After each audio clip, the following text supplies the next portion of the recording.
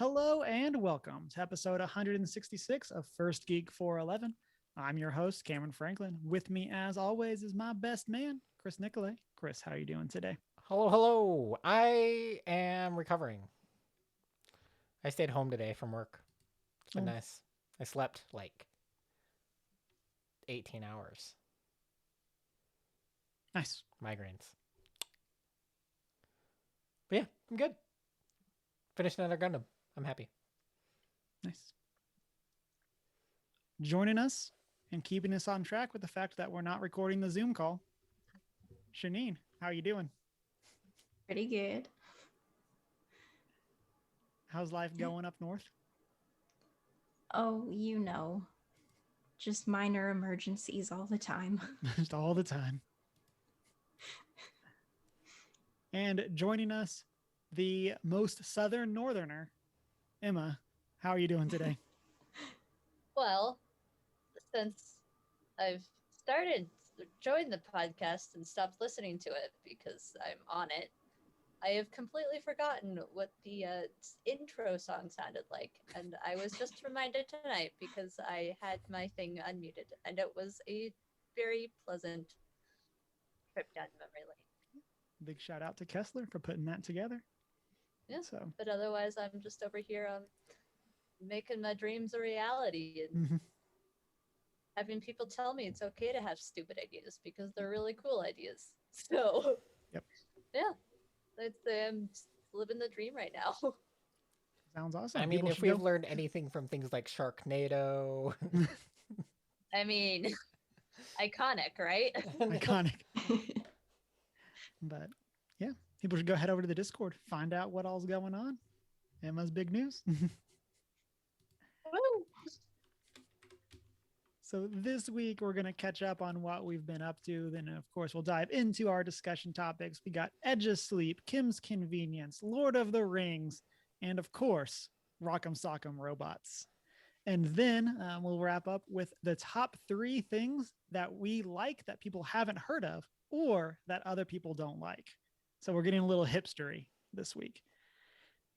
And before we get into the show proper, as always, listeners, you can find us as One Geek 411 on Facebook, Twitter, Instagram. You can join our Discord server if you want to hang out with us between shows, or send us an email at 1stgeek411@gmail.com. You can also check out our website, onegeek411.com, and then you watch live each Monday night, 6:45 Mountain Time, be part of the post-show chats. And then you can also find our videos on YouTube where you can like, comment, and subscribe. Then you can rate and subscribe wherever it is that you listen to podcasts. And then, of course, you can check out our Redbubble store to get that merch. So let's go ahead and get into what we've been up to the past week. Emma, why don't you start us off? I got my first. I was gonna say I got my first stab on Saturday because of Cameron's terminology over here. I got the first half of the COVID dosage vaccine thing, whatever the word is for it. And that was very exciting. I've never been so excited to get a needle stuck into my arm. What team are you on? And I am of the Hogwarts House Pfizer. Woo, Pfizer. So That's the cool not that one. I had much choice in the matter, Yeah, but yeah. I feel like that's the most common one. Yeah. yeah. I just sort of showed up, and you know what? I'm not going to complain because it's a vaccine. So yeah. And that was exciting. And earlier this week, I played some Subnautica over on my own Twitch page because I didn't have the login for our Twitch page. Yeah, and certain someone wasn't looking at their phone to get which the is code. totally fine. How dare I you was- not look at your phone It was 24/7? completely like spur someone of the tries to log moment. into I'm Twitch. bored. Like I want to play some of this. Let's go. The funny thing is, like, we were playing Minecraft, so like I was like next to my phone, and so it wasn't like we were like busy. I just didn't look at my phone, Yeah. and then I I was got just to like like- failed to log in or whatever. Yeah. At some point, I was just like, well, that's okay. I'll just go play it over on the page I have because I have an account, and just stick a thing up on the page or whatever. And it was fun. Obviously, I love that game. Great game. Love it. And I worked on my Animal Crossing island a little bit because I started a new game, New Island, a while ago. And yeah, that's been the most exciting part of my week. Nice. Shanine, what about you? The Geekdom Come 2 came out. She's ready for that. Woo! I was super confused what the acronym was in chat or like and then show notes, and I feel like I should have known that. Probably. But yes, this science fiction inspired devotional. I contributed 2 devos to it, and it came out a week Sunday, and you should get it. And also go to my Instagram and enter the giveaway for that Geekdom Come 2 and 1 ebooks. And also there's a whole lot of goodness going on at thehootandhowl.com. 5 days of devotional reflections, and you can also download 5 free devotionals at geekdevo.com/hootandhowl. Nice. That's And the what are your spiel. devos on? I think you've posted about what they were by now. Yes, Doctor Who and Violet Evergarden. Ooh. Both great Violet choices. Evergarden. Yeah, I've never seen Violent ever. It's on I Netflix, started and go watch watching it. It's excellent. It's short. I It's started watching excellent. it at y'all's recommendation, and it was a great recommendation. It's Weird. so good. I was really disappointed because Netflix doesn't simulcast in the US with that series, so I had to wait till it was all done, and they had the exclusive rights for the US, and I was like, I had to debate: do I get a VPN so I can watch simulcast this in another country? Yes, that's what I do to watch staged. But I just waited. I was patient. There's enough anime happening that season to keep me occupied, but did not regret it. Not gonna lie, NordVPN was a solid subscription that I spent money on. Would highly recommend. They're not. They Also, don't sponsor NordVPN. us. So Yeah, you sponsor everyone. Why aren't you sponsoring us? Come on, pay up. don't over promote them yet. Just in case another VPN wants to sponsor us.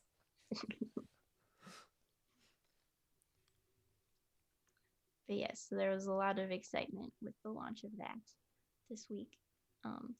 Me and my husband also played Root. Finally got around to it.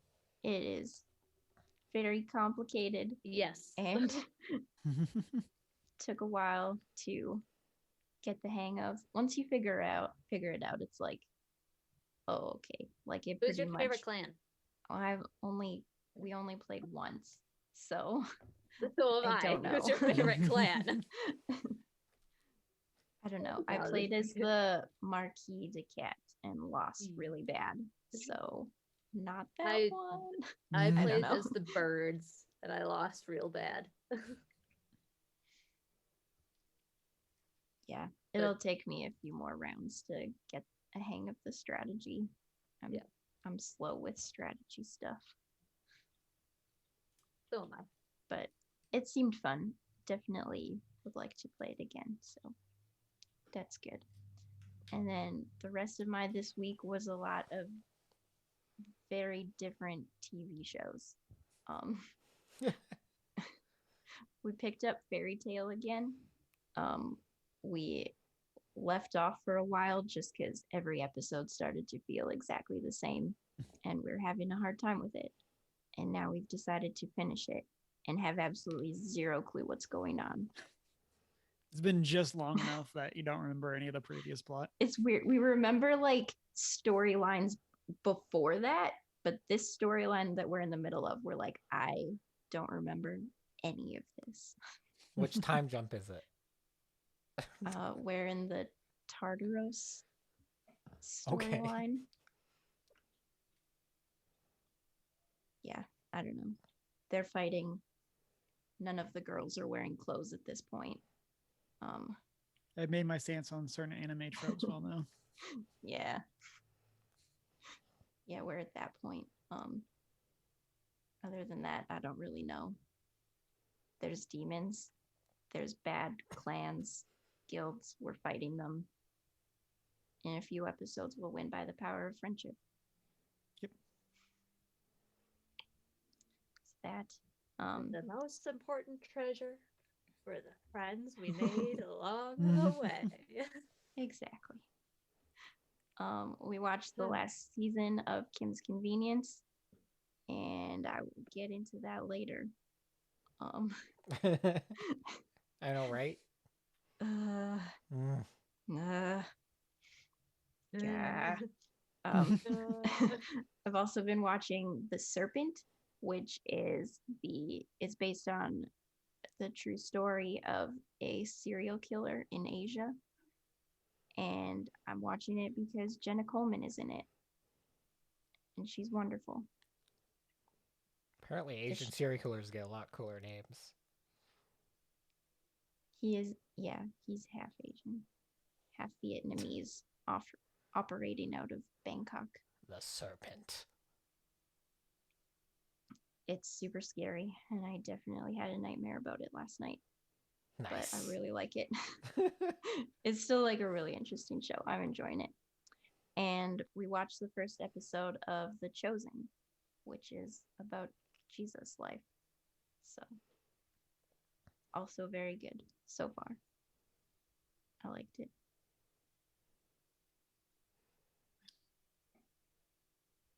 Chris, what about you?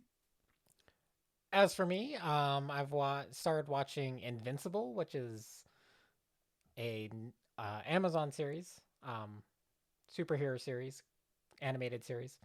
It's pretty good so far. It's a lot darker than I was expecting based on the initial trailers for it. It looked kind of like The Boys meets My Hero Academia. Yeah. Kind of plays with that, like, well, I mean, not to spoil it completely, but kind of plays with that idea of like, what if the most powerful superhero on the planet is not actually a good guy? But I mean, it has some good other themes dealing with like family and, yeah. I mean, it's worth watching. The animation's not the best. One thing that irritates me in animation is when there is more detail in your background than the characters in your foreground. Mm. And this has a lot of that. And it's like, why? But also, I wanted to throw out a couple of recommendations for current simulcast animes. Currently on Crunchyroll or Verve, wherever you watch. I'm gonna throw these out there and see if you could tell me if you can tell what these are about. Those Snow White notes. If I've learned anything about anime, it's that you can't tell anything about it from the title. Or you can tell everything about it from the title. It's one or Touché. the other. It's about a young princess whose evil stepmother sent her into the forest. And then she started writing notes to herself because she was losing her memory. No. I know. I just made something.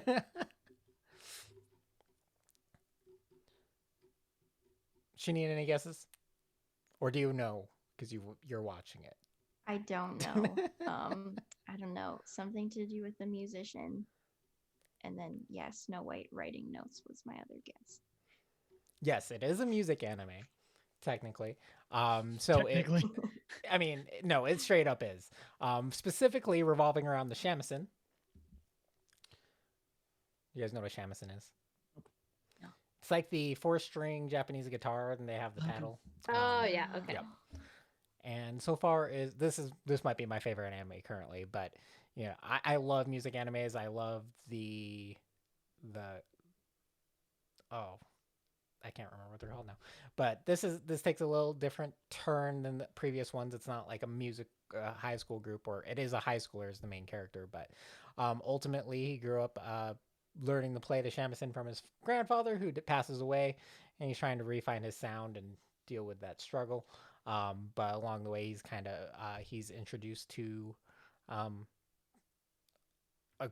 like every episode there's like a new character introduction that's going to have an impact on his playing, and I definitely recommend this one.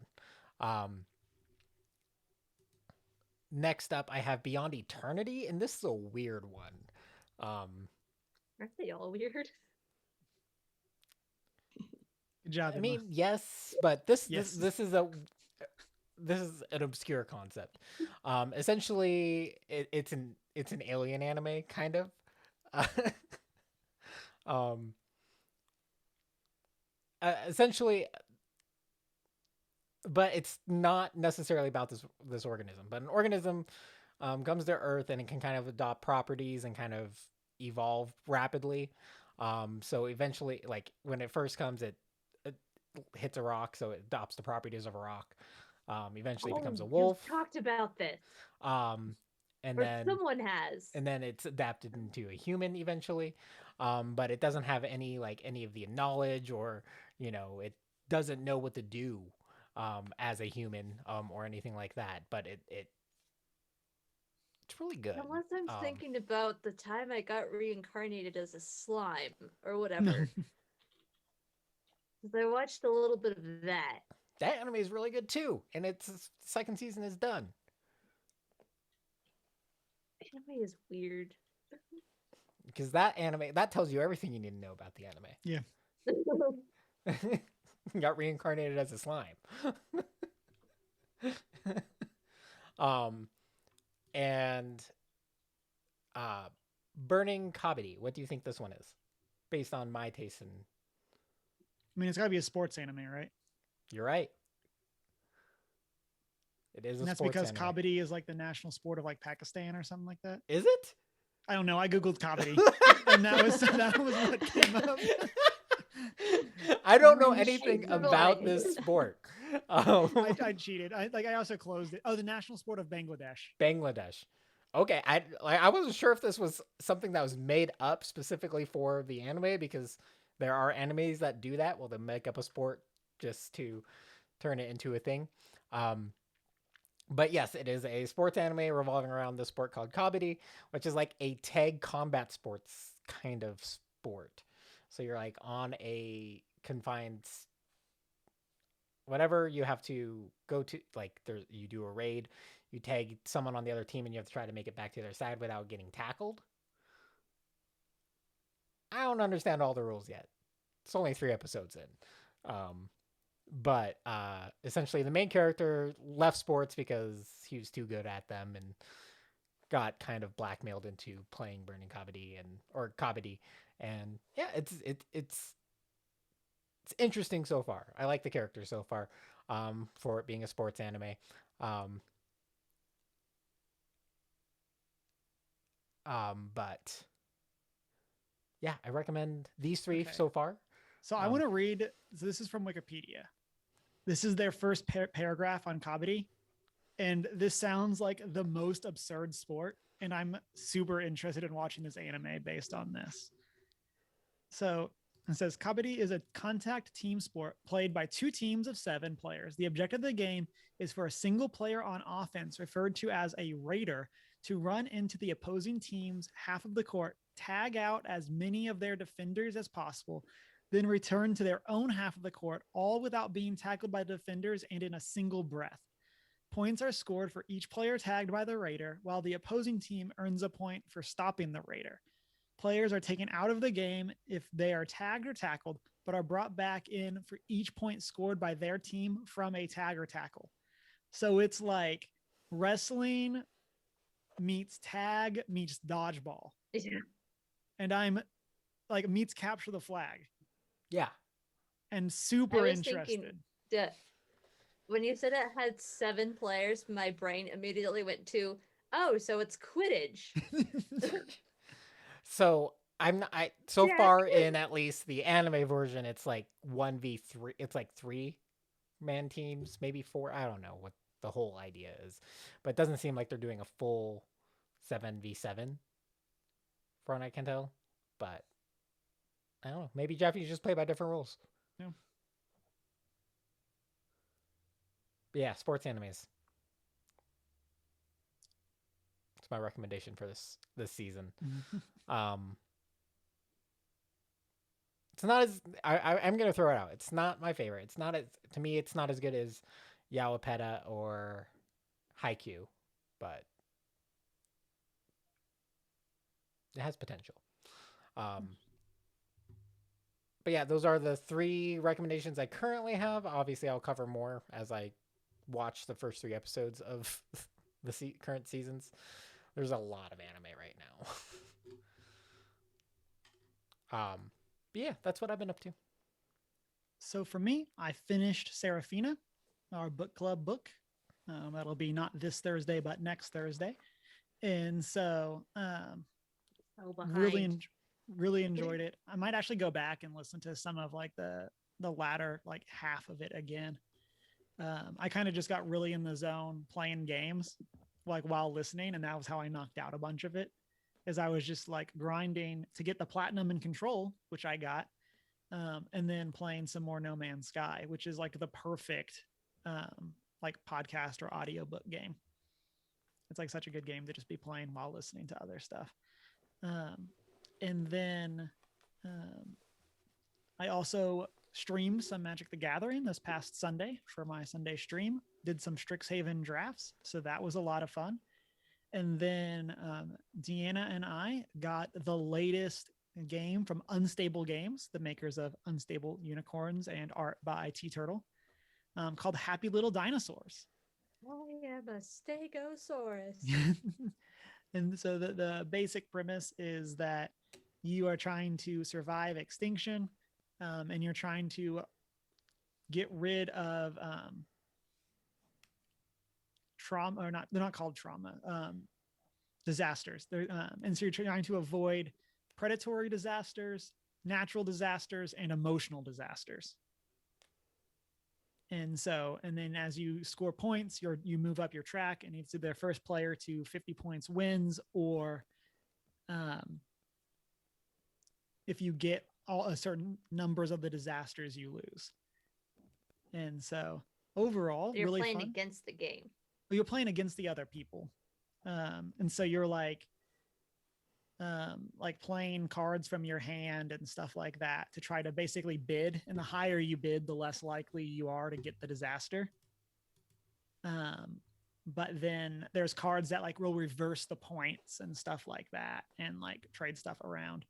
And so we're hoping to play it again this weekend with some friends and play like a 4-player game and see how that goes.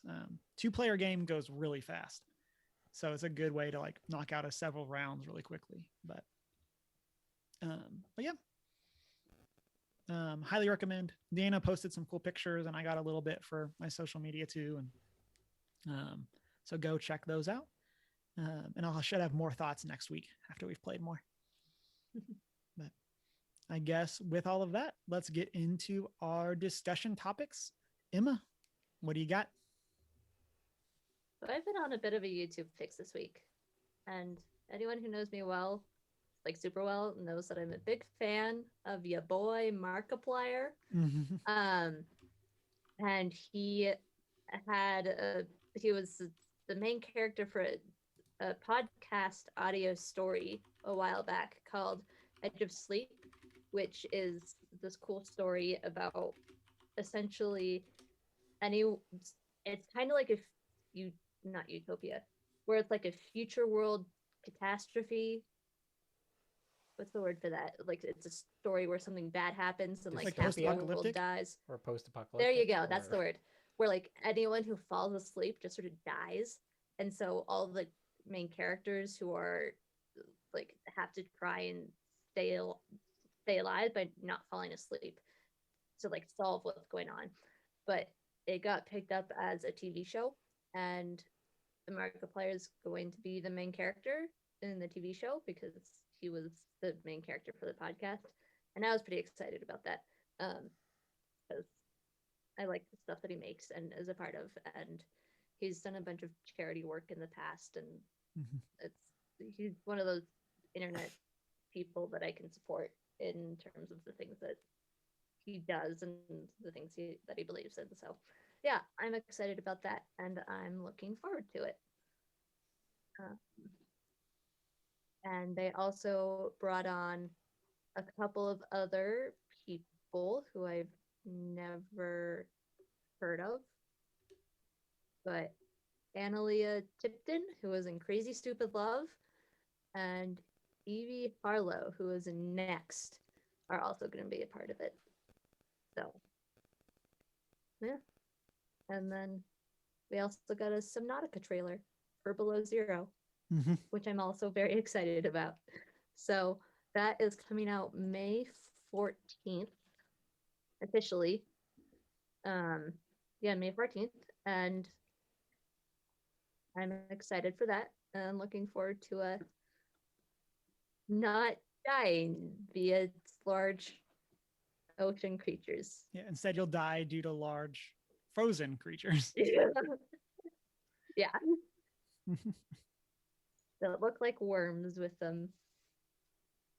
Yep. Swords as noses. So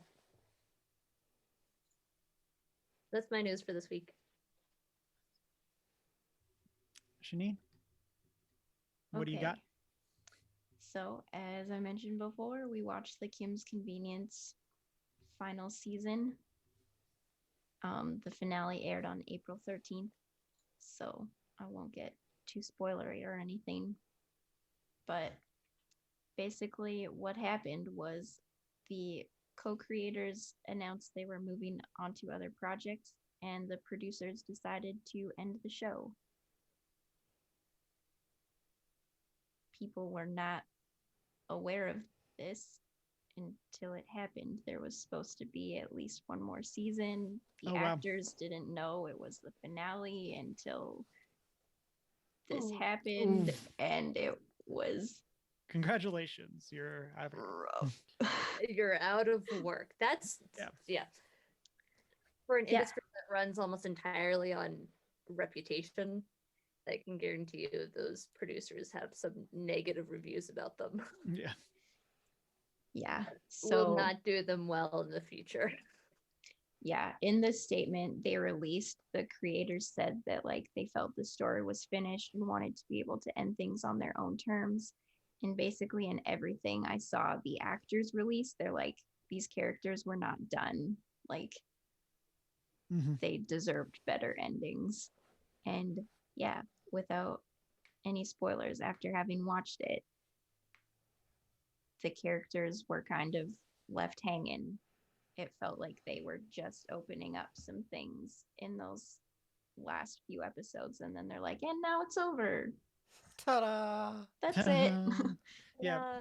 It's one of those of like, on paper, the things that you said are things that I think are good. Like the creators wanted to move on, so they wrapped the story, and then the producers were like, well, we're not going to milk it. We're going to end the show. But then it's like, then the other stuff of like, we just didn't tell anyone. Yeah. It's like, well, yeah. It's like, if you could have also like done more with the end of the current season to have a better wrap than just kind of. Yeah. By the way, this is it. Yeah. And like, I get where the creators are coming from in the sense of you don't want to push a story beyond what you've intended it to be. So shows like Schitt's Creek, in the good sense of the name, they did not push on beyond season 5, however many seasons. I think it's 5. 5, because they had planned out the whole storyline from season 1 to season 5. They had planned that out before they even started filming season 1. And when it got picked up a whole huge popularity, they still said, no, we're going to finish and end it at season 5, even though we can financially afford to keep going, because we planned it that way. But from the sound of this, I've never seen Kim's Convenience. Like, there was some intent with sort of the thought process for the story to at least get one more season, even if it was a short one, to like, they were headed in that route of wrapping up the characters fully in crowdfund a movie. even a movie would work. Yeah, it's funny that you bring up Schitt's Creek because that's kind of what I was comparing it to in my mind. Because if you've seen the finale of that, like some of the characters' stories are left open-ended, like they're moving on to new things and you don't necessarily know what's going to happen with them, but it still feels like their story was wrapped up well. Yeah. And like, Yeah, they're they're setting up moving for a on. spin-off. Yeah. And I feel like that's kind of Not what Kim's open-ended, Convenience, but yeah. that's kind of what Kim's Convenience was going for, was like an open-ended, like they're doing more things with their life, but they just kind of were like, and here's the middle of a story and we're ending it. It was rough. Not the way to do it. I like Janine in the notes. You just have heckin' tragedy. I just heckin' tragedy. And I'll say, like, on my end, like with that, I wasn't sure if it was a tragedy because you were like emotional that it ended, or if it was a tragedy because we were angry at how it ended. And so I wasn't sure where we were going with that. And I was like, this could go either way. Yeah. No. So, yes, that being said, what are the best and worst finales that you've seen, and what makes a finale great? This goes back to, for me, Schitt's Creek. Like they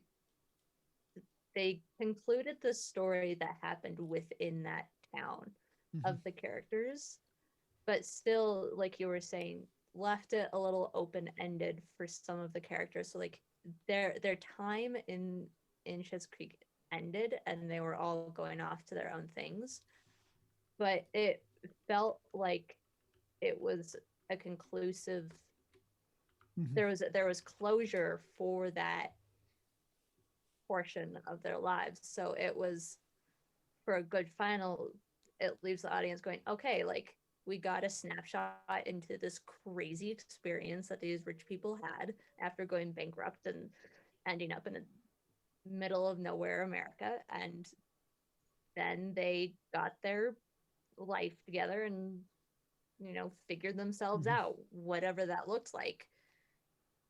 We don't need to see what happens after that because we have a good experience of that chunk of time, if you will. So it felt conclusive while still leaving some of it up to the viewer's imagination. So.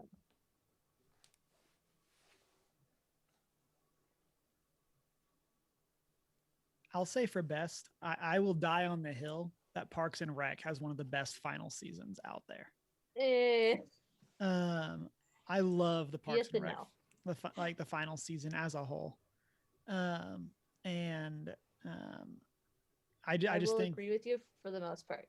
I just felt it weird that they did a whole time jump of like see I love 5 years or whatever.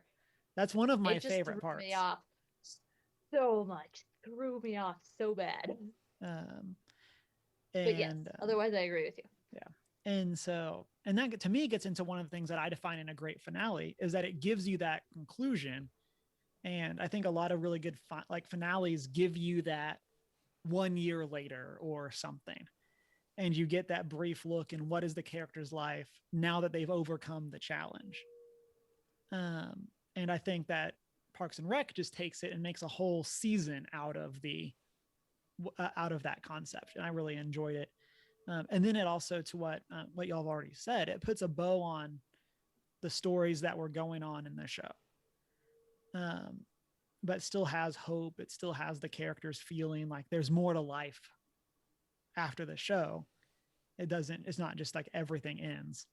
In terms of worst finales, I got two. And we'll say Game of Thrones, because why? Because they got ahead of the books. Yeah. And that gets into like, even aside from stuff like that, like I think a good finale should still feel like the show, like the rest of the show. And that's one of my big complaints about the final season of Game of Thrones, is that it just felt completely different than the rest. I just gotta say, some of the things they did to make that show happen, big red flags, huge red flags. You should not set 20 people on fire at once on set. Terrible idea.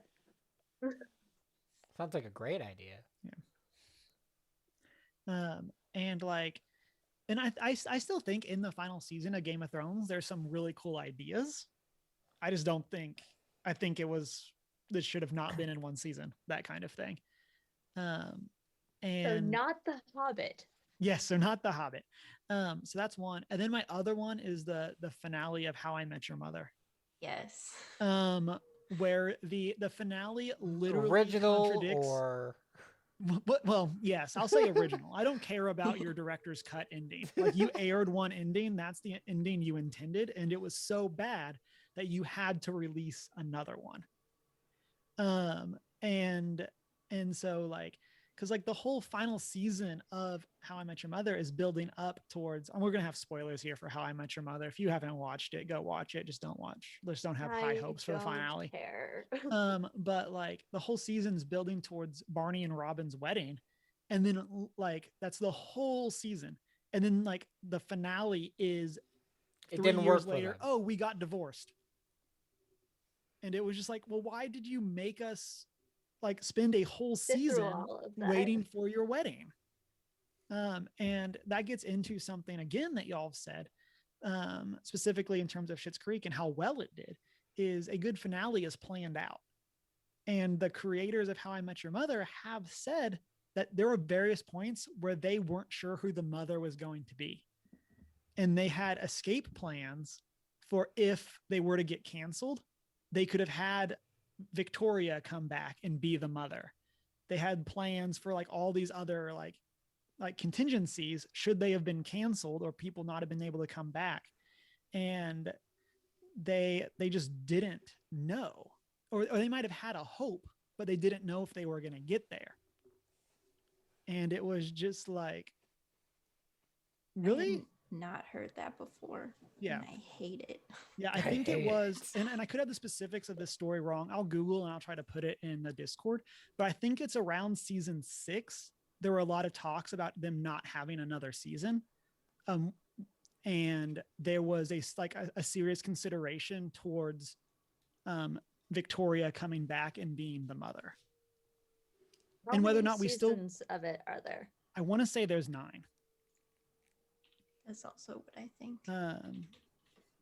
Because the concept of How I Met Your Mother, yes, there's 9. is one, in my humble opinion, that would have done very well from a limited number of seasons, like Schitt's Creek, where there's 5 or 6 or whatever, and they have it completely planned out ahead of time. Even if they throw in all the comedic stuff as they go, like they plan out the basic storyline of it, and they might not have run into that issue of a rough last season if they just picked a character and said you're going to be the mother and planned for that the entire time. Yeah, of course this is also coming from someone who's maybe seen 2 episodes of the entire show. So yeah, I don't think the concept got old. I don't think there was a season that I didn't like. It was just the finale. Yeah, I completely agree as well. And even the final season as a whole isn't bad. I love the final season. They just ended with the finale. Last episode. It's literally just the finale. But they gave you I watched that and then immediately watched the alternate ending, and I was like, that's better at least.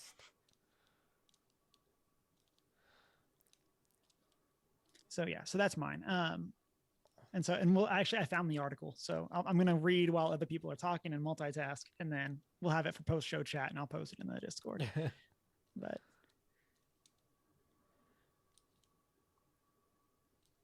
I'm trying to think of finales right now.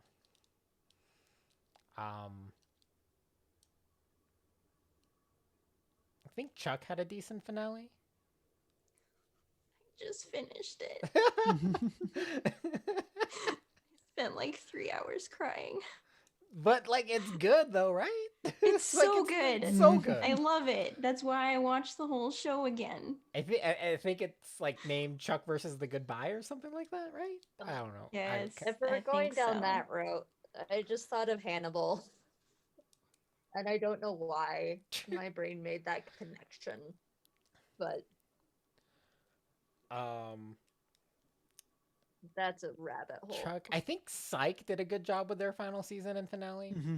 Yeah. I think their only weirdness was like actual like logistics, right? Because like the Psych musical came out like after the season that it's supposed to take place before, Right. or something like Right. that, which isn't like their fault. That's just it was like a logistical issue that caused that to happen. But the Fresh Prince finale is a very emotional one.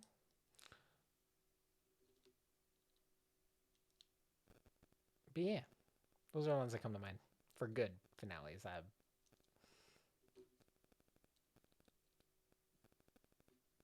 can't think of any bad ones right now. I mean, I still love the Office finale. That is one that also consistently makes me cry every time I watch it.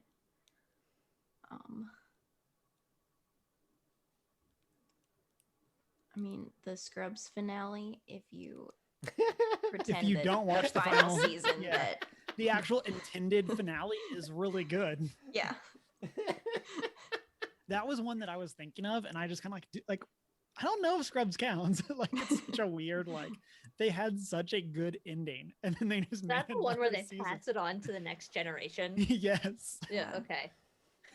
So there's an example of a bad finale, but Yeah. also a good Don't finale. do that, friends. Don't do It that. had a good finale, and then they did more, and Yeah. and then they made it not the finale. Is the problem. That was weird.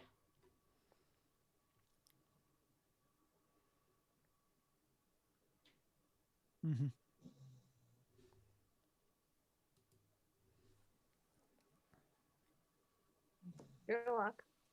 Pretty decent finale, if you can call it that. For what? For Sherlock. Oh. Very weird up in the air thing, though. You don't actually know if it's canceled or not. It's just on eternal hiatus. It was the end. We knew that was the end.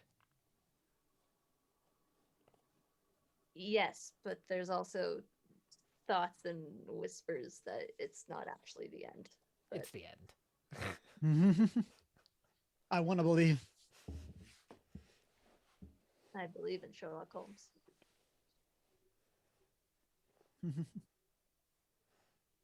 In chat, Chunk says he thought Seinfeld had a bad finale. I've never watched all of Seinfeld, so I don't know. Neither have I.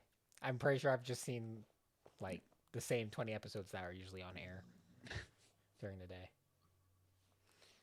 Didn't Teen Titans notoriously just stop? Oh my goodness. Like they just didn't air the final episodes or like something like that? Thanks for reminding me of that. Yeah, no, like yeah, it just stopped, and they even mention it in Teen Titans Go. They have a whole episode like dedicated. They show the Teen Titans Go characters their previous selves, and they're like, best episode of Teen Titans Go by far. But yeah, Teen Titans, just no resolution at all.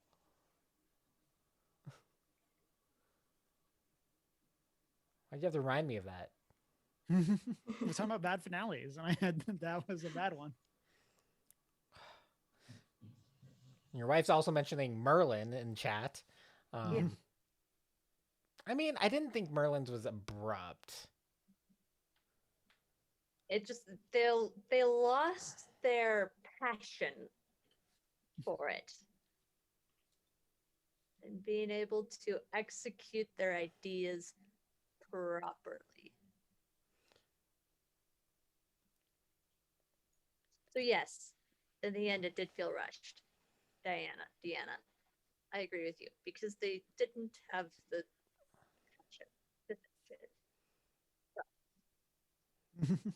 I don't think I think it's where they got like I wouldn't say it's lack of passion that got them, but they were definitely getting to the point where they weren't able to be consistent within their story. Yeah.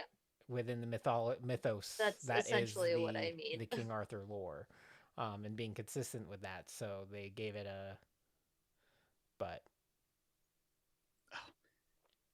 Oh yeah. There's a reason I have a stuffed animal octopus named Sir Legs-a-Lot. Mm-hmm. Deanna also says F's in chat for the shows that got murked by the writer's strike in the early 2010s.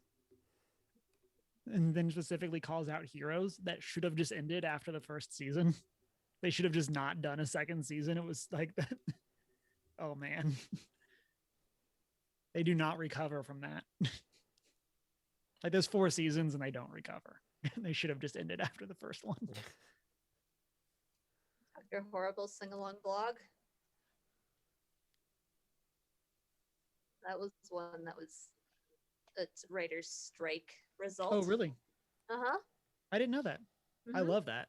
Yeah. I love Dr. Horrible sing-along blog. I did not know that was connected with the writer's strike. Courtesy of the one in 2008. Joss Whedon and a couple of those other people who were like, they did it entirely in their free time with no pay because they wanted to make something without the oversight of the Writers Guild and wanted to have total creative control of their own project without having to deal with legalities. So that's where that came from. Go watch Dr. Horrible's sing-along blog. Yeah. 10 out of 10. Do recommend. Listeners, let us know what your favorite or at least favorite finales are. And you can do that either in the comments section or over on social media or Discords. So, Chris, what do you got for us? So I know your news is all themed. It's all themed. It's all themed. All dealing with Amazon and the ups and downs of being such a big corporation, and their ties to Lord of the Rings. So Amazon has officially canceled their Lord of the Rings MMORPG, which was originally announced in 2019, especially when you don't really have like a studio or experience doing so, and you take on such a big project. I get it. I'm very disappointed because you spent money to make sure you had the rights, and now you're canceling the MMO I was most looking forward to. Guys, we just got another piece of news. Anyway, Chris, keep going. Okay. But yeah, let's just say that since its launch in 2014, Amazon's Game Studios has yet to really successfully launch a game. It's sad. Yeah, it's bad. Meh. But in other news, we do officially have the budget for the actual first season of their Lord of the Rings series of $465 million for the first season. So much money. Chunk tells me that it's okay, we still have Hogwarts Legacy. That's not the same world. Different world, man. Yeah, I will say, like, why, like, if you're a studio that has not released a video game, why is an MMO your first choice? Probably because they had a framework from the previous Lord of the Rings MMO. So I mean, if you can take that and take it to the next level, because yeah, the Lord of the Rings MMO is not good. It's like just a Lord of the Rings themed RuneScape. So let's do it again. That's kind of my point. Like it just seems so weird that like a genre as complicated to make as an MMO, like that would be your first, like, or not your first actual game. They had other people in the studio or other games in the studio that didn't happen, but like that would be the game that you were trying to do. That just seems crazy to me. right? Give me a Lord of the Rings battle royale. Like, it's not gonna be what we want, but No. Battle Royale. I mean, there is a Lord of the Rings MOBA. I played a lot of the Lord of the Rings MOBA. It is not good with a controller. It wasn't accurate, but I played a It's so lot bad of it. on a controller. Oh man. But just so we can put that in perspective, 465 million for the first season, for a single season. This is the largest budget for a TV show ever. And I'm really excited. Kind of. I don't know. I'm skeptical, but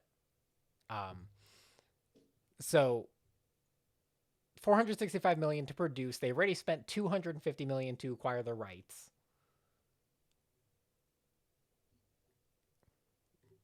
And then, But is that so? Ridiculous. That's separate, right? That's not included in the 450 million. no, that's a separate amount just to get the rights to start development. That's what I thought. I want to make sure. So then the actual development so 700 price, million so far. production cost is 465 million. So yeah,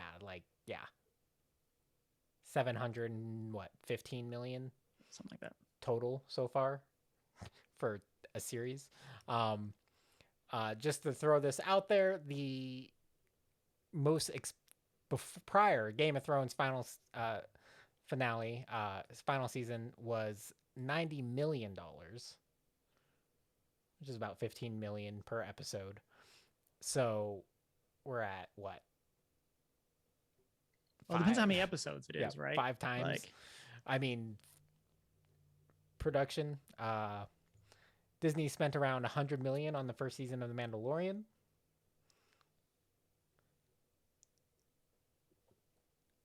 This is an expensive series. I'm hoping they're all it's just straight up like what they did with the original series, and it's just actual actors in costume, just straight up.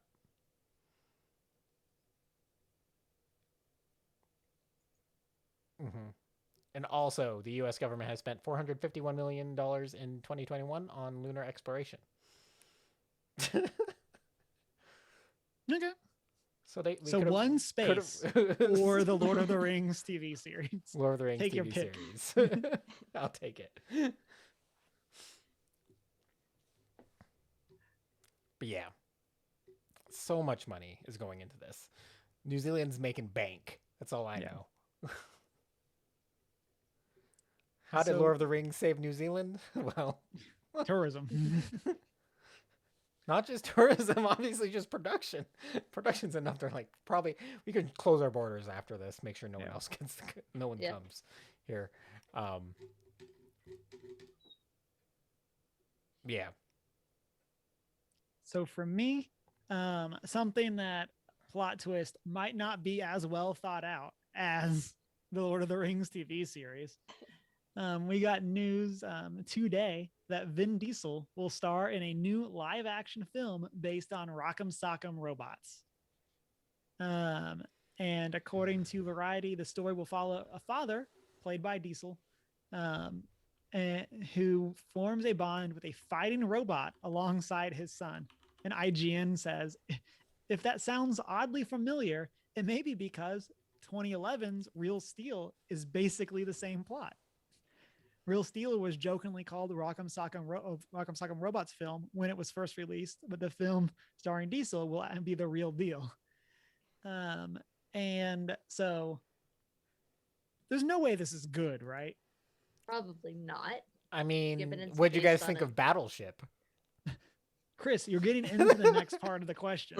Like, I'm not looking at notes. I'm winging it. And so, but speaking of Battleship, let's see. Broader trend of children's games being adapted into movies began back in 2012 with Universal Pictures released Battleship. Battleship lost an estimated $83 million for Universal. Yeah. But that hasn't stopped Mattel from developing a stream of films based on the properties like Uno and Barbie. The issue with this whole idea is that with things like Battleship and the Rock'em Sock'em Robots, they're going for games that have literally no story to them anyway. Like you're either just wrestling with these little minifigures or, whatever. See, they're Barbie, you missing. can. They're missing the money pot. They're missing the game that they should make a movie out of. Okay. Hungry, Hungry Hippos. I would snap watch a Hungry Hungry Hippos Yeah. movie. Right? I don't like. Probably They're a better yeah. Monster Hunter movie than Monster Hunter. They're not going for the games like Hungry Hungry Hippo that they could actually make a decent movie out of. They're going for the games that are just not going to adapt well. So, Yeah. So that kind of brings me into, and we now know Chris's answer is Hungry Hungry Hippos. But what other board games would you like to see adapted into a movie? So I've always pictured in my head Candyland as being almost like a Barbie Nutcracker movie, but it's Candyland crossed with Alice in Wonderland crossed with Barbie. Yeah. And I think with Candyland, you could do the like Tim Burton twist. Yeah. And like have the like super like out there, super dark version of Candyland. Yeah. I was thinking Almost like a Shoots and Other Mother. Ladders. What's the Coraline? You've got your normal life and then your other mother weird side.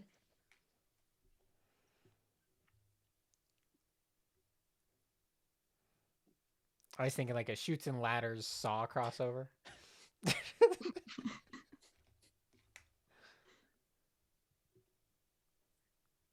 Or what about Jenga? Jenga. Great movie material right there. I was gonna suggest Life, but then I was like, wait, I'm doing that anyway. Yeah. I don't want to watch that. So when I think bad board games, I of course think of Monopoly. And just the futility, like capitalism. Yeah, the futility of trying to make it in the world, and how monopolies like keep people down and cause people to go bankrupt, and the economic trouble that they cause for people, and how it's all futile because you can't control what you roll and you just land on the wrong spot and have to pay them. So what you're saying is when I end up inevitably working on this project, I'm going to have to consult my brother-in-law because he's the economics person in the family. Yes. Monopoly. Tony, you hear that? You don't listen to us, but you hear that? Got a shout You're out. going to be a reference. Monopoly was the first one to come to mind for me as well. But what I'm picturing is two rival, like, hotel companies. There's some sort of romance between them. It's a Romeo and Juliet story. Yes.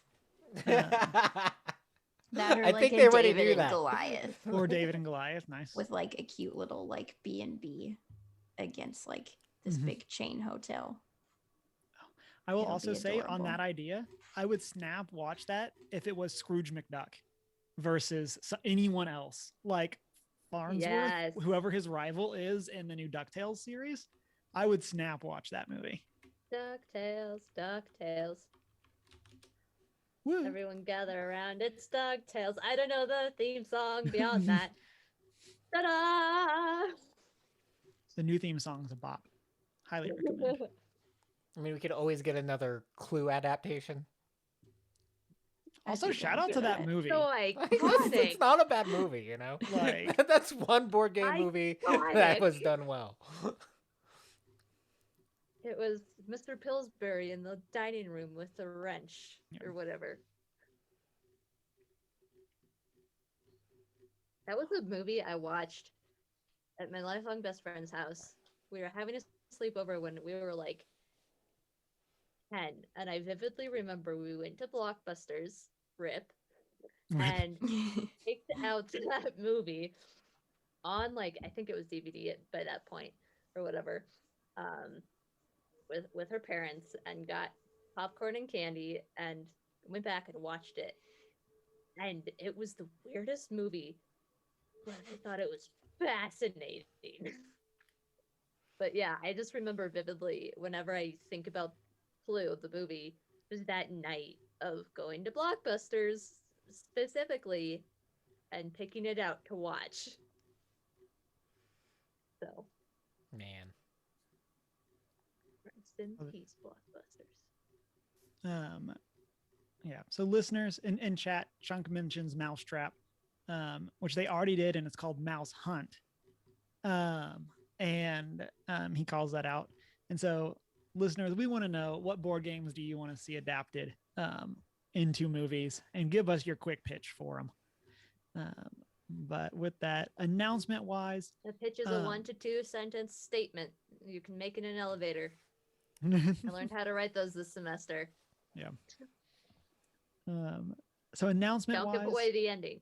Okay, sorry. no, I'll stop you're interrupting good. now. You're good. Wait. I have wait. one more piece of news. Oh yeah. We have a news to add in. Go ahead. That I admittedly discovered while scrolling through Twitter during the episode, because I was looking things up.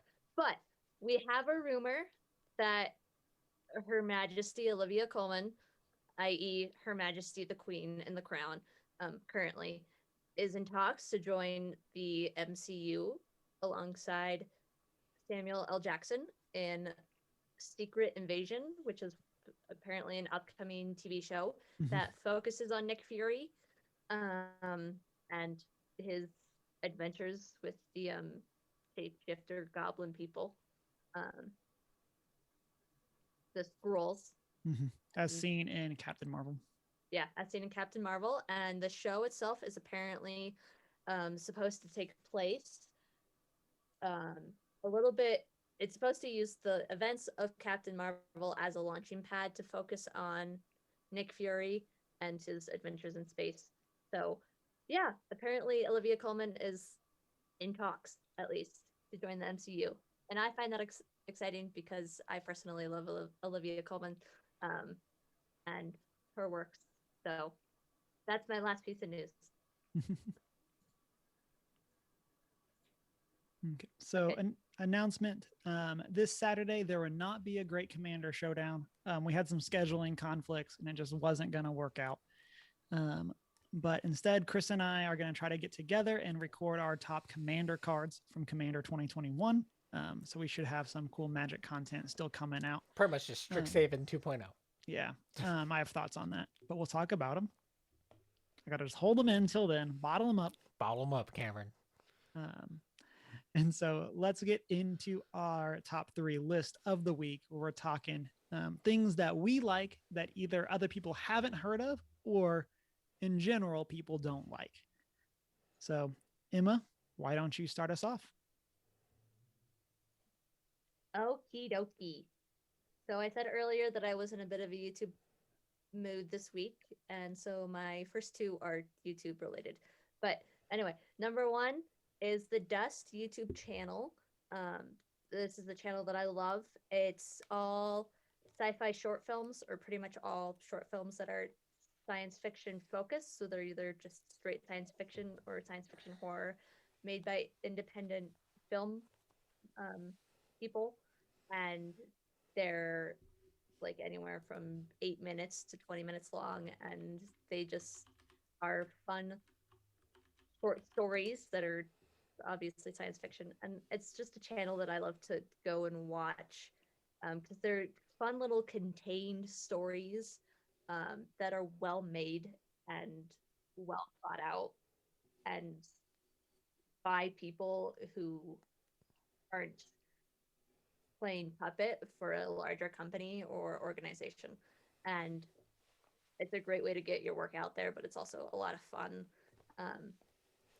It's the Dust, that's the name of the channel, and I just have a lot of fun watching their stuff because you also get to see behind the scenes things occasionally and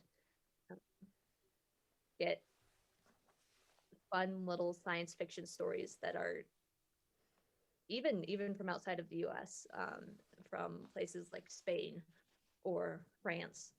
So it's a lot of great different takes on different issues through the lens of science fiction from people who wouldn't otherwise be able to make those projects that they want to make. So that's my numero uno. Shani, what do you got? Okay. My first one is a whole bunch of Canadian bands.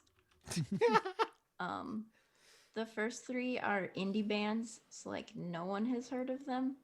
And then the fourth one are super popular here, and it blew my mind when I went down to the States and nobody had ever heard of them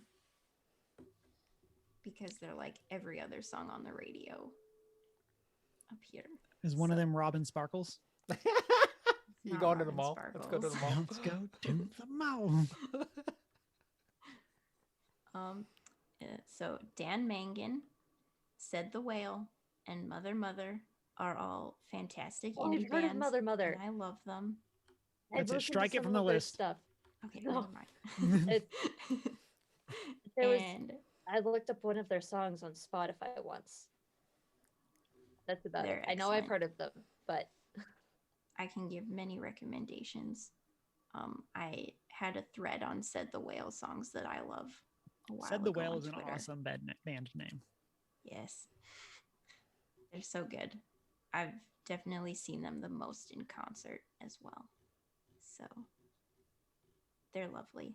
And the last one is a Canadian pop group called Marianas Trench.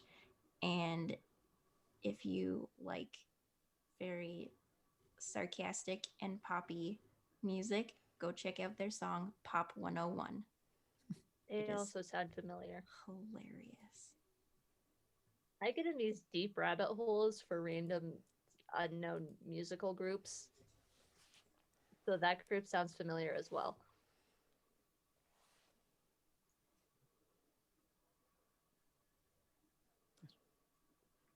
Chris, what do you got? I'm gonna throw it. Granted, I'm sure a lot of people on this podcast or to listen to it know of it, but there's just a lot of people that don't, and definitely gets overshadowed. But the 1998 Merlin miniseries, starring Sam Neill, originally aired on NBC. Big fan of that series. I know of it, but I haven't listened to it I mean, watched it. or watched it. You can Again, listen. I've You can heard of listen it. to it. You got I ears. could also You got listen to yours. it. but yes. My ears work. But it's just old enough. It was such a weird, obscure miniseries. Not many people watched it originally, but yeah, big fan of it, and I remember it well. So for me, all of mine are things that I brought up on the podcast before. And so, again, kind of like what Chris said, they're things that our listeners may be familiar with because of that, or, people forgot because they were mentioned in passing. So my first one is Golden Sun, which is a RPG that first came out on the Game Boy Advance. Oh, And that so, certainly dates it. yeah, it was 2001. I mean, that's a fairly modern right as far as like game. Not gonna lie. But still, I mean, yeah. it came out on the Advance, so it's modern. And so there's been 3 games in the series. 1 game or 2 games on the Game Boy Advance and 1 game, I believe, on the DS. Yes. And the last one came out in 2010. And so it's been 11 years since we've gotten a game in the series. So I feel like it fits this question. And it's a great RPG. Really liked it. Honestly, don't remember much about it because, I played it 20 years ago, but I remember really enjoying it and it being a very fun game. So Golden Sun. And then before we get into our next ones, I forgot to put it in the show notes. So I forgot to mention it. But Deanna called it out in chat. So thank you, Deanna. This Sunday, Comics in the Cross will be doing their charity stream. And so we'll, of course, be hosting that. And then I'll be taking part in some of that as well, getting to hang out with them. And so everybody come hang out and support the charity and support them. And so, but with that, Emma, back to you. Okie dokie. My number 2 is another YouTube channel that I recently discovered. That's a smaller one. It is the IGP YouTube channel. He is a Let's Player because I like my channels that play video games.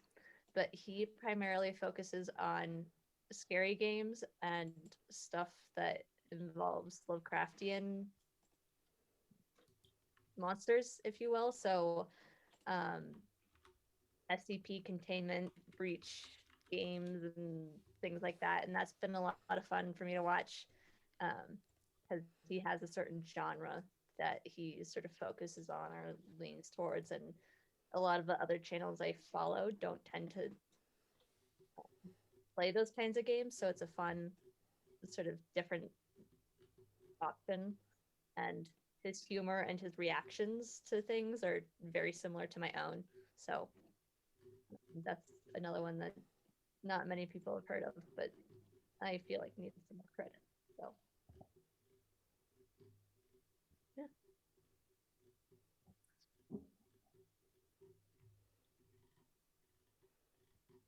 My second one is the Joss Whedon show Dollhouse.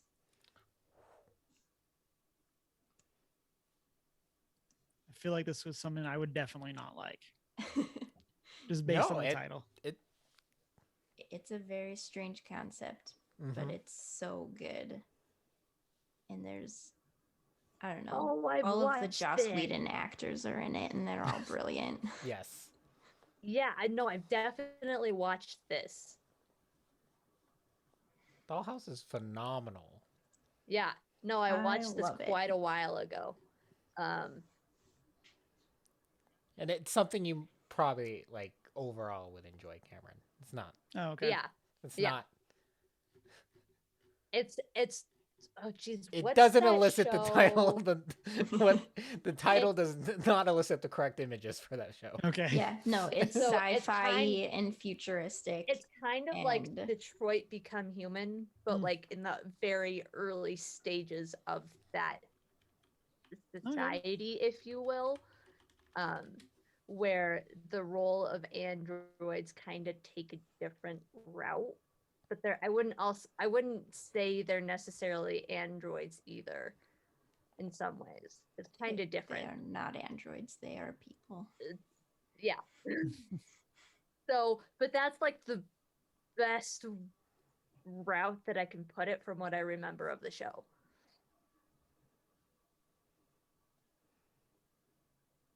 Which was granted watched it quite a while ago. So yeah, basically there's a company that lets you rent out people of the body type and personality and skills that you need for whatever you need them for. And it gets crazy. Yeah. So good. So good. Alan Tudyk is in it. And you should be able to watch it on Hulu if you have Hulu. Oh, nice. Had to find it.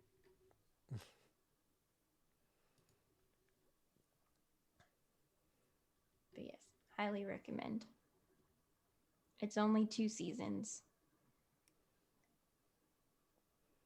Yeah. Whedon shows get very short-lived airtime. Yeah. Yeah. Which is unfortunate. Probably because he doesn't have the best working reputation. But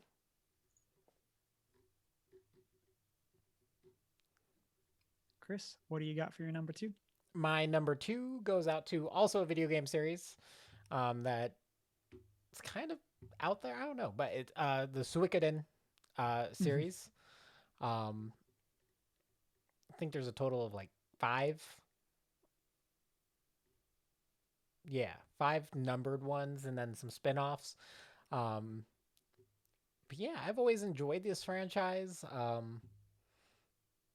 Going back, they go all the way back to the original that was released on PlayStation in '96 in North America. And then, yeah, I think I bought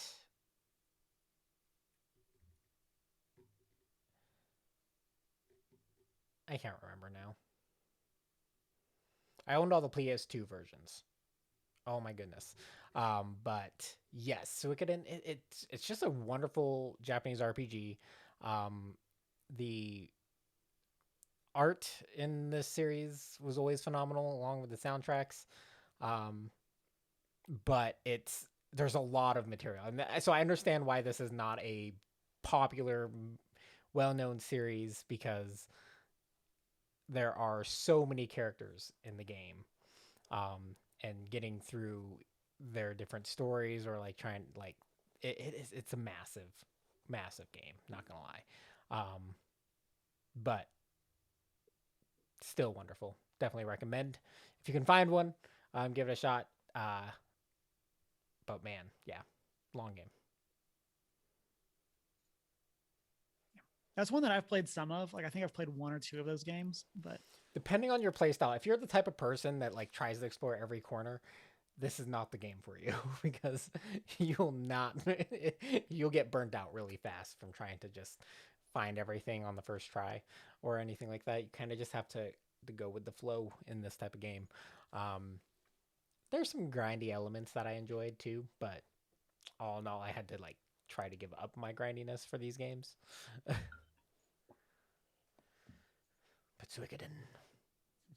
so for me, my number 2 is I'm picking a specific thing, but it's also kind of a placeholder for all the tabletop RPGs that don't really get to live because of how popular D&D is. And so I'm picking Lancer. Your wife is cool. Yes, she is.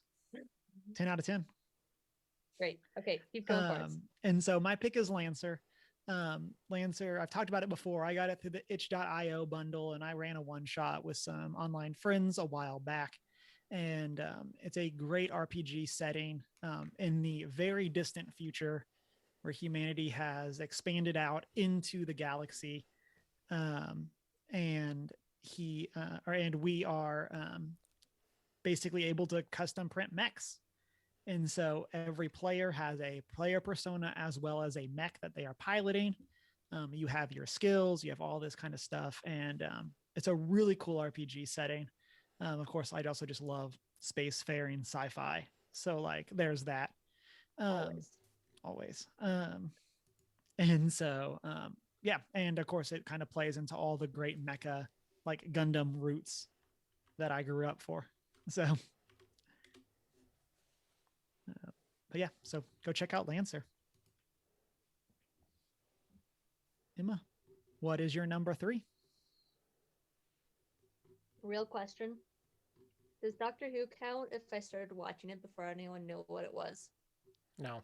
I mean, the first rule of top 3s is that there's no rules. So because technically I started watching it before pretty much anyone in the US had even heard of it.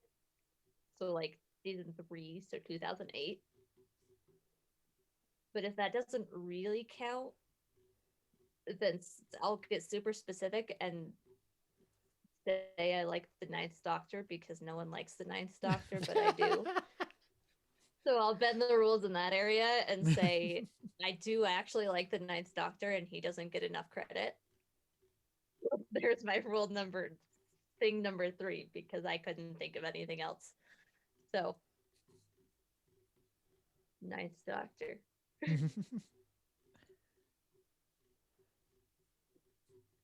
I mean, like yes, people knew what it was in the 60s, but obviously there was a gap between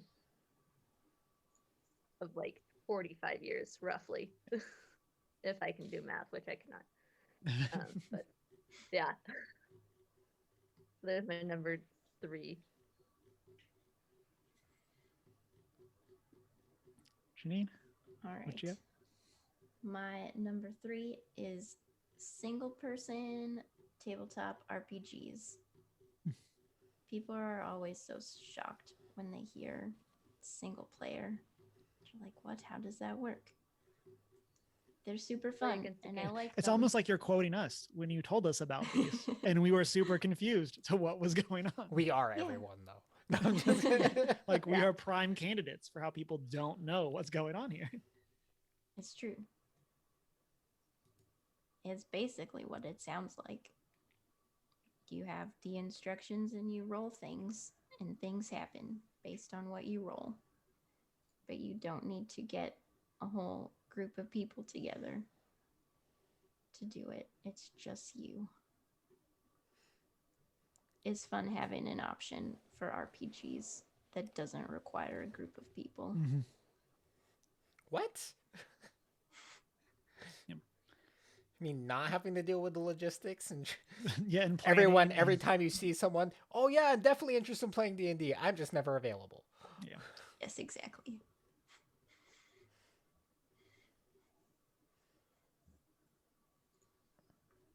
Do you have any specific ones you want to shout out? I haven't played a ton.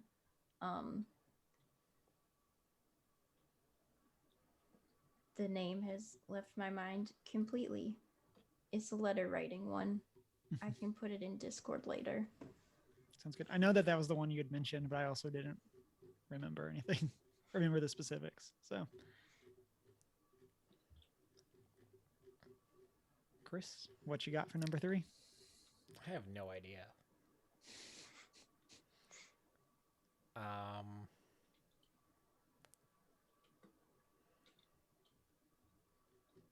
Most Filipino food.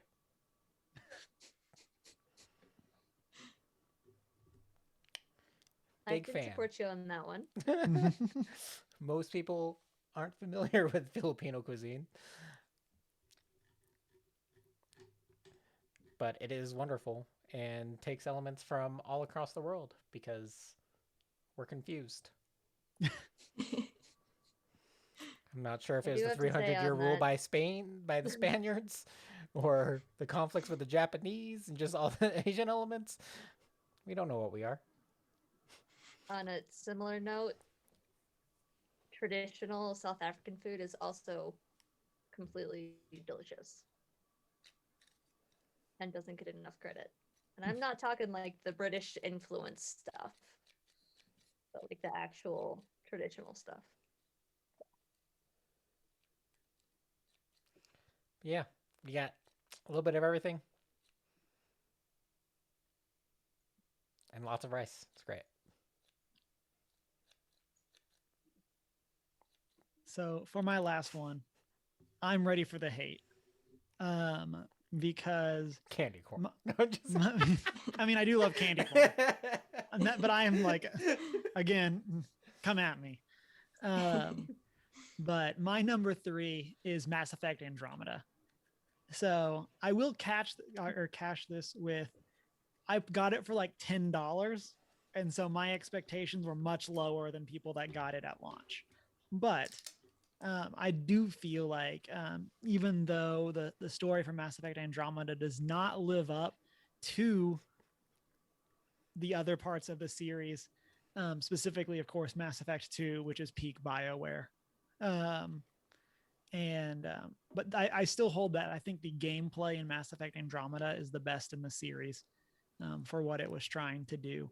And I think that it's one of the things that kind of gets thrown out, like the baby gets thrown out with the bathwater, where it does definitely have some issues. But I think one of the main issues that it has is that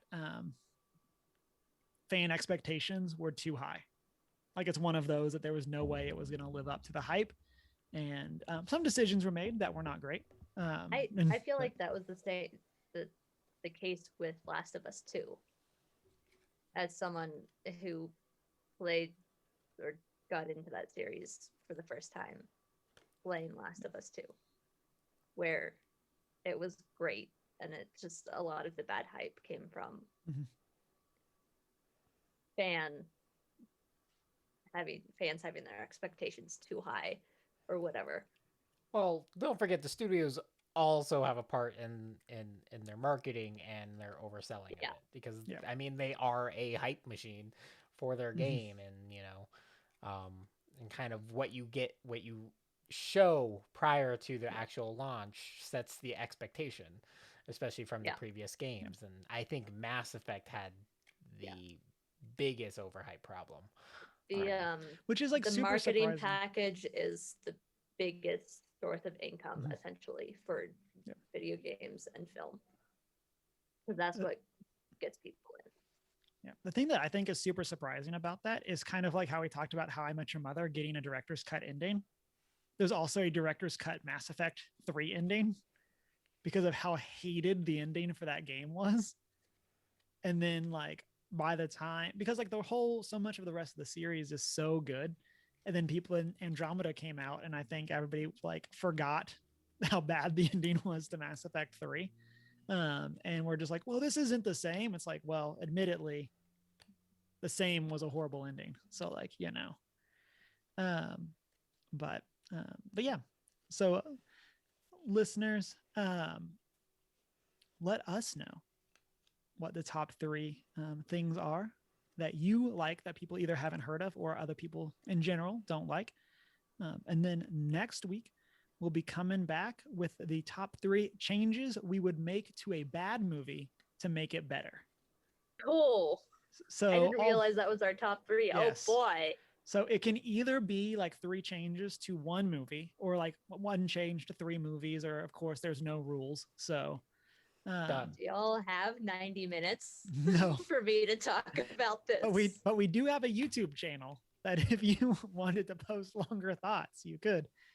I'm literally going to school for this, guys. Yes. To make changes to existing movies? Hey, someone's got to reboot them and do them right. But with that, as always, you can find us as One Geek 411 on all of our social media and our website. You can send us an email at 1stgeek411@gmail.com and check out our Redbubble store. You can join our Discord server if you want to chat with us between shows. And then you can catch us live on twitch.tv/1geek411 and then find the videos over on YouTube. And then we are also available wherever you find your podcasts. And of course, if you want to connect with us, you can do that through our personal social medias as well. Mine's Humar Whittle. Mine is I am not prepared with an I. I'm the Hoot and Howl on Twitter and Hoot and Howl Tales, TALES on Instagram. And I'm not so foreign. And it's been a great week. Wash your hands. Chocolate. Read a book.